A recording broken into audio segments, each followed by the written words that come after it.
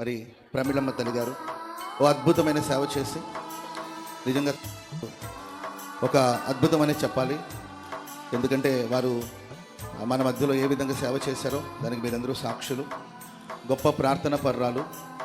ఆ తల్లి మోకరించి ఉదయాన్నే మోకరించి ప్రార్థన చేయడం ప్రారంభిస్తే సాయంకాలం వరకు అలాగే మోకాళ్ళ మీద ఉండేవారు.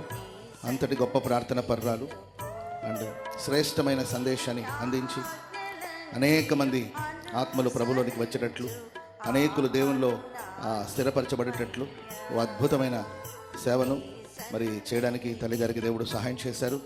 వారు గొప్పగా సేవ చేశారు. వారి యొక్క విశ్వాసాన్ని కాపాడుకున్నారు. వేవేల ప్రజలకు, లక్షలాది మంది ప్రజలకు ఆశీర్వాదకరంగా వారు జీవించి దేవుడు వారిని ప్రేమించి అనుగ్రహించిన కుటుంబాన్ని కూడా మరి అద్భుతంగా నడిపిస్తూ వచ్చారు. మరి వారికి ఇచ్చిన ఆయుష్ కాలం అంతటిని పూర్తి చేసుకొని మరి ఓ జయ జీవితాన్ని పొంది దేవుని సన్నిధికి వెళ్ళారు. అక్కడ వారు విశ్రాంతి పొందుచున్నారు.